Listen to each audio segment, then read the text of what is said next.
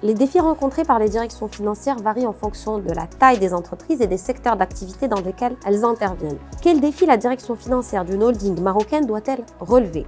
Comment travaille-t-elle à améliorer l'efficacité de ses processus financiers? Et quels sont les enjeux de performance auxquels elle est confrontée aujourd'hui? Autant de sujets et d'autres que nous aurons le plaisir de développer en présence de Madame Sava Kaboumi, secrétaire générale d'INA Holding, une référence dans le paysage économique national et régional.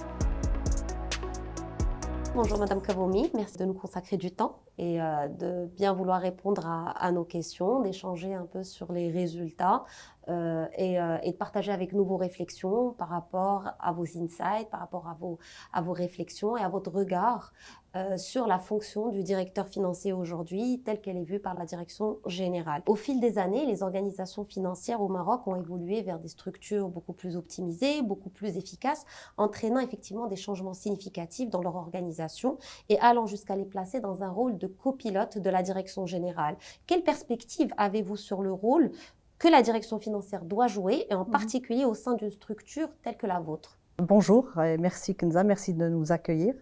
Effectivement, l'environnement actuel et surtout après la pandémie, est marqué par un accroissement dans le rôle de la direction financière, avec une intégration très profonde de la technologie dans l'organisation de ces directions financières. La fonction en soi n'a pas vraiment évolué, n'a pas beaucoup changé, surtout la partie comptable, mais on retrouve ces derniers temps un élargissement des prérogatives de la direction financière grâce à la montée en compétences vers des travaux qui requièrent une certaine expertise et une expertise de haut niveau. Je citerai à titre d'exemple, dans le cas de notre groupe, les travaux de consolidation groupe, les reportings financiers, toute la gestion des risques qui a à une époque échappé à la direction financière.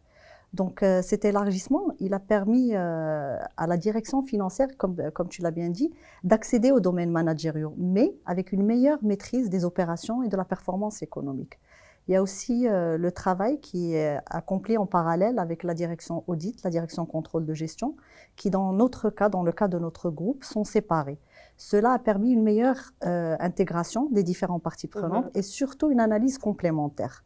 Ça, c'est le premier point. Le deuxième axe qui est aussi le plus important, c'est la montée en puissance de la technologie et qui, à mon sens, a permis à la direction financière d'en profiter pleinement. Notre groupe opère dans plusieurs secteurs et plusieurs métiers, avec plusieurs paramètres à prendre en considération.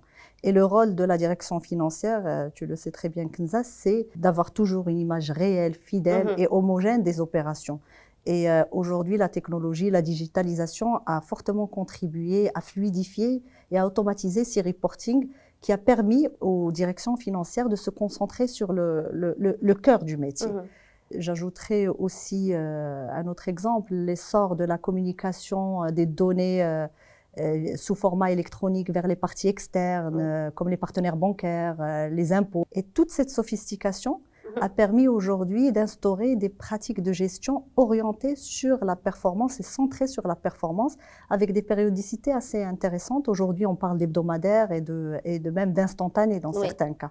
Exactement. Vous parliez de reporting hebdomadaire, instantané, quotidien, de technologies qui traitent de la donnée, de ce besoin d'avoir aujourd'hui une donnée immédiate, fiable, et du rôle de la direction financière dans cette production, dans ce rôle de mettre à disposition de la direction générale cette donnée fiable, efficace et surtout instantanée, si je reprends vos mots.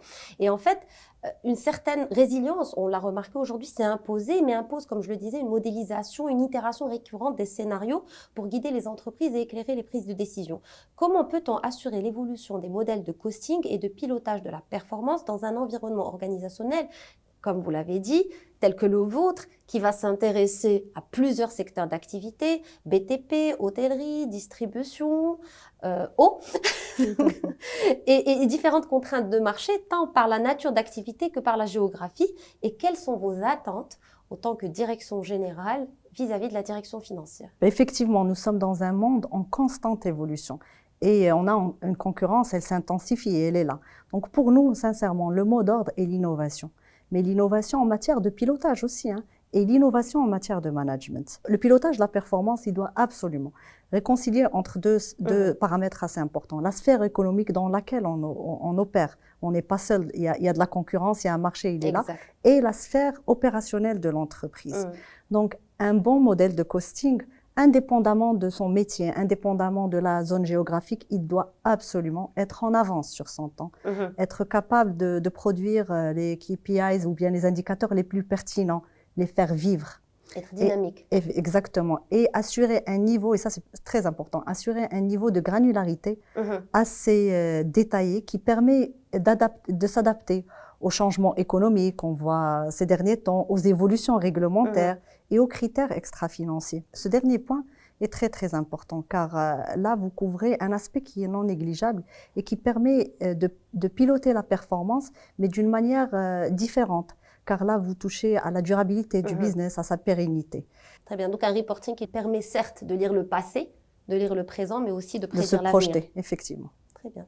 Donc, les entreprises se transforment profondément et adoptent des outils technologiques capables de les aider, comme on l'a dit, à concilier agilité et performance et avoir cette fameuse vision 360. Et cela suppose effectivement faire monter en compétences, vous en aviez parlé, les équipes finances étant le levier numéro 1 sur lequel tablent les DAF en 2024 selon notre étude. Est-ce que vous partagez ce constat? Et comment y arriver et casser le stéréotype de la tech au DSI? Absolument, on l'avait évoqué tout à l'heure, effectivement, la montée en puissance de la technologie a permis de répondre favorablement et de faciliter un peu le travail des directeurs financiers. Et leur permettre de se concentrer sur leur métier, mais a aussi permis de s'adapter aux changements, que ce soit la compliance, les exigences réglementaires, les risques accrus, Covid, inflation, hausse des coûts. Et l'avènement du digital et de l'intelligence artificielle a permis de faciliter ce travail. Nous avons été confrontés dans le groupe à automatiser les reportings de remontée des filiales depuis la holding. Donc, nous gérons plus de 30 filiales dans différents secteurs et secteurs d'activité et métiers, avec plus de 2000 KPIs à remonter, à surveiller, à analyser et à gérer en temps T. Ce travail, on devait de se trouver une application. Malheureusement, de par la diversification dont nous disposons, il n'y avait pas une application qui gérait et qui couvrait ce périmètre. Donc, notre choix s'est vite fait pour un développement spécifique pour répondre aux besoins de nos opérations. Ce travail-là a été piloté par les financiers. Pourquoi? Car ils maîtrisent les besoins des opérations et ils ont une meilleure approche du business. Maintenant, le rôle du DSI est aussi critique, il ne faut pas se leurrer, parce que toute nouvelle technologie, elle a besoin d'une maîtrise d'abord et d'une gouvernance adéquate. Donc la collaboration entre la DSI et la direction financière est importante pour une mise en place adéquate de cette technologie. On parlait de compétences, on parlait du stéréotype, la tech au directeur, la tech au DSI, des directeurs financiers qui doivent aujourd'hui développer de nouvelles compétences, dont les équipes doivent développer de nouvelles compétences et qui met en fait en évidence ou là en exergue cette nouvelle relation qui se tisse entre la direction financière et le capital humain. Et donc cette collaboration n'a cessé de se renforcer au fil des années. On a assisté à une série d'évolutions dans les liens qui unissent les entreprises à leurs talents. Quels sont les enseignements que vous avez récoltés en relevant le défi de la disponibilité et de l'engagement des talents? Aujourd'hui, le groupe compte plus de 20 000 collaborateurs dans plusieurs métiers, dans plusieurs villes. Et notre devise, pour ne rien te cacher, Kenza, a toujours été la même depuis la création de ce groupe. Et qui est très très simple, c'est qu'il ne faut jamais oublier que les collaborateurs sont au cœur de la réussite de ce groupe. Et je pense de toute autre entreprise. Tout à fait. Donc, partant de ce principe-là, leur bien-être et leur perspective de carrière sont pour nous des facteurs déterminants pour créer cet engagement et attachement. Donc, 3 points majeurs qu'il faut retenir. Il faut donner des perspectives à long terme.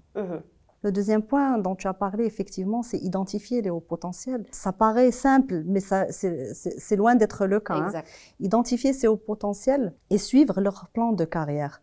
Nous avons initié dans le groupe un programme qui est intitulé CAP RH 2026, qui permet d'identifier ces hauts potentiels, de suivre leur carrière, car ils sont un peu au niveau de toutes les filiales, de suivre leur programme de formation, de les faire monter en compétences, que ce soit la partie soft skills ou même la partie technique. Et tout cela permet de créer un sentiment d'appartenance et de motivation. Et le troisième point qui est aussi important, c'est créer un environnement favorable et maintenir cet environnement favorable, ce qui permet d'inciter les collaborateurs surtout à s'identifier à la culture et à épouser la culture de l'entreprise. Donc une écoute active, un accompagnement tout au long de leur carrière avec de la communication sur leur plan de carrière. Communication totalement transparente. Exactement. Et une culture extrêmement forte. Tout à fait. Effectivement, les ciments, on peut dire que c'est le ciment d'une bonne relation entre un employé et un employeur. Absolument. C'est ce qui va faire que l'employé va accompagner l'entreprise dans tous ses défis. Absolument.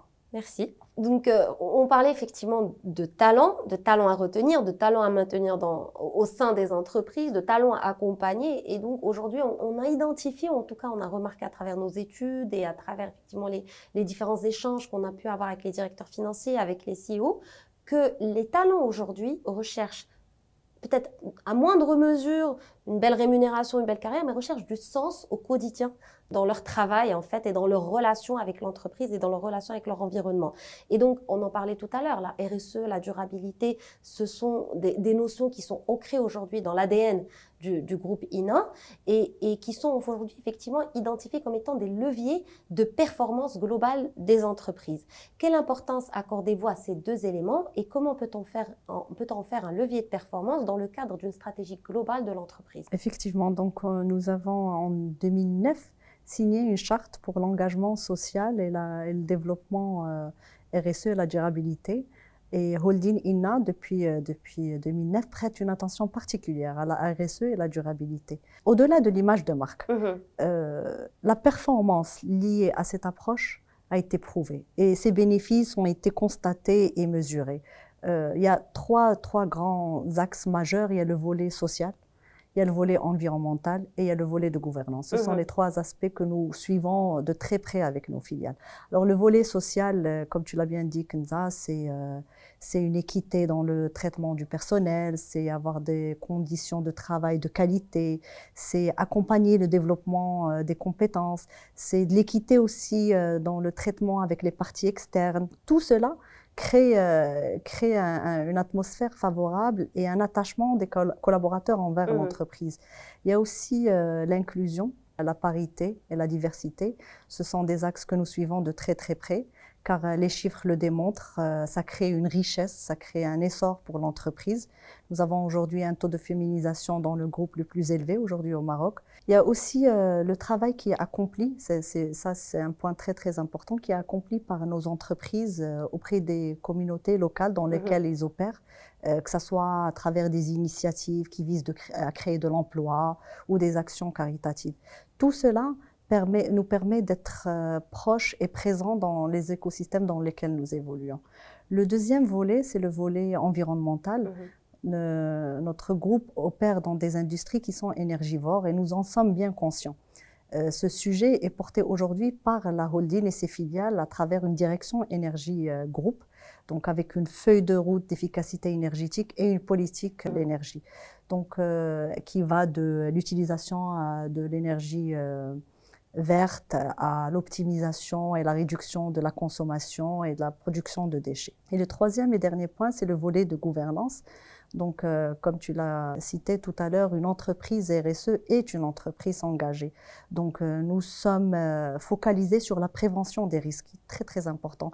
Madame Kamoumi, merci beaucoup pour ces insights et précisions qui enrichissent nos analyses, nos réflexions. Nous sommes arrivés au terme du 4e épisode de cette émission thématique qui a donné la parole à des spécialistes de la fonction finance au Maroc, l'occasion de croiser des regards autour de notre étude signée Relever les défis. Nos vifs remerciements à Mehdi Aouni, directeur chez PwC au Maroc, Raja Habibi, directrice financière Inouï, Salim Avaïs, associé directeur exécutif finance groupe CFG Bank et Madame Sava Kamoumi, secrétaire générale du groupe INA Holding.